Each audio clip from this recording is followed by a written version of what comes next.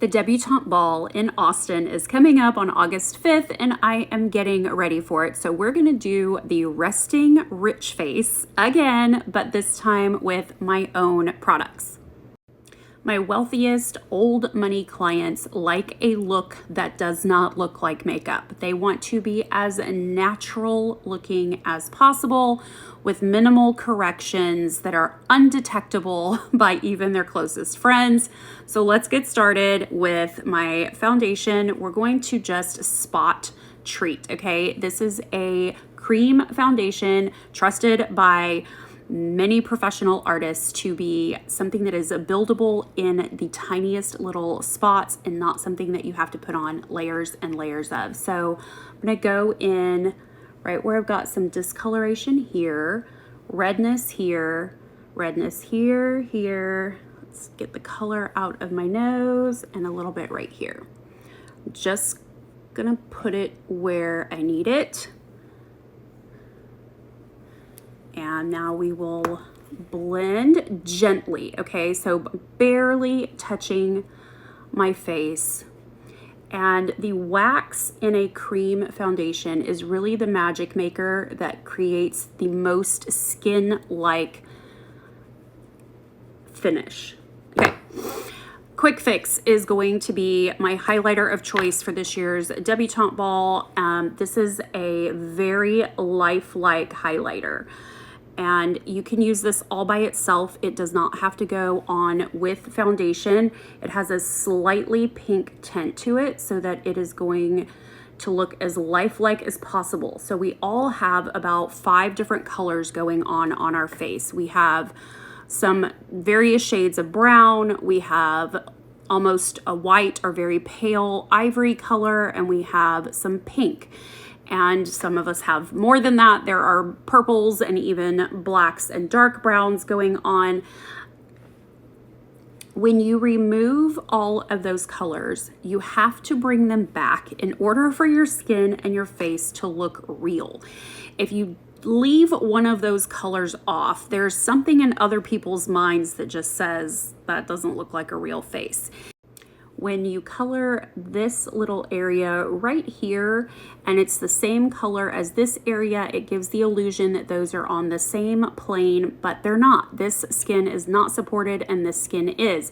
So we want to make those the same color so that they look like they are equally pulled tight across the skull.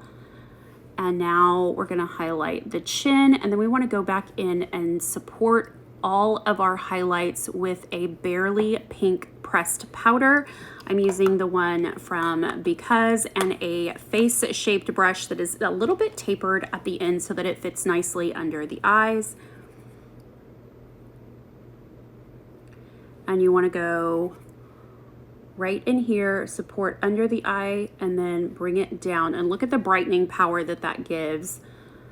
But it's very lifelike at the same time. So minimal amounts of powder. It doesn't take a lot.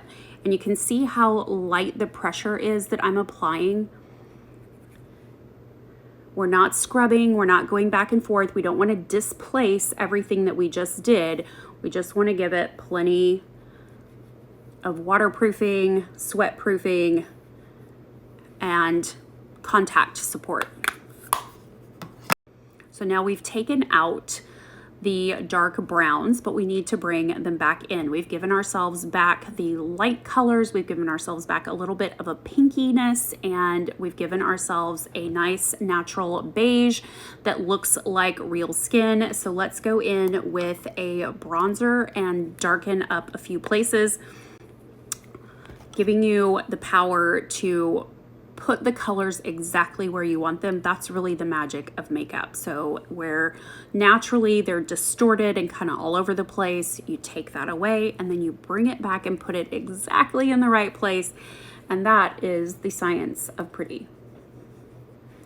All right, just the general side of the face from cheekbone to lower area. And then I'm gonna do one side of the forehead and the other, connect them in the middle up there, right down the center of the nose.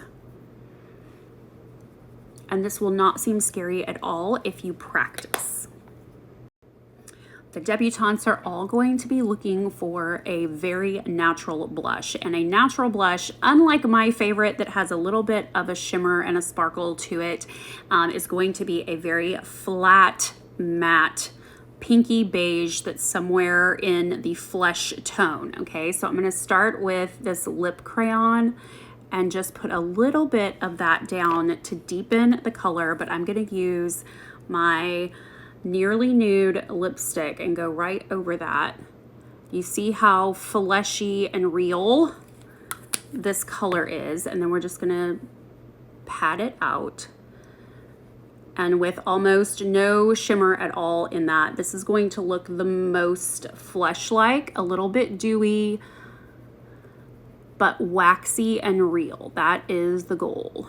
And then anything that's left over, I'm gonna put right on my eyelids and bring back the color there too, because when we take all that color out, they look a little flat, but when you bring back a little bit of a neutral shade, just especially to the crease area and the fatty part that kind of hangs over the hood,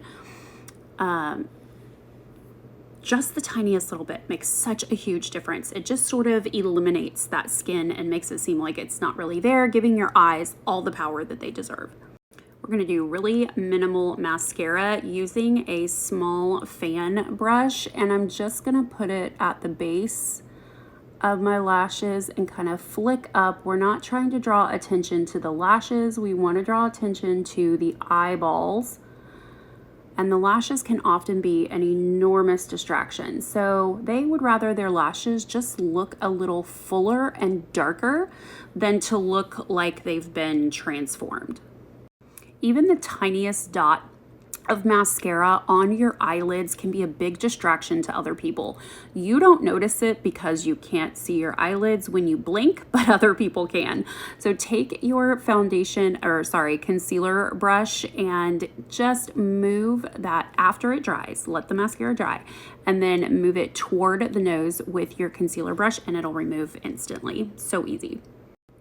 The lips too need to look real. They don't mind a little bit of a gloss and a shine that may not look perfectly natural, but to enhance the lips, they're going to want something that is basically invisible. So I often use a NYX brow pencil in taupe and just give a little shadow on the outside of the lip, on the outside of the pink. Do not put this on your lip. It should be on the outside. As a nice cool color, and then take your finger, rub it out, and that's just going to provide a little bit of a shadow, giving the illusion of a little bit more fullness, because in order for there to naturally be a shadow there, there would have to be quite a significant amount of lip. So that is the trompe-l'oeil effect.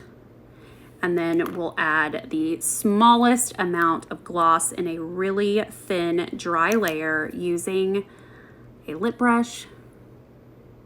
Quick Fix is available in my TikTok shop right here. Click the orange bar, and TikTok's covering the shipping.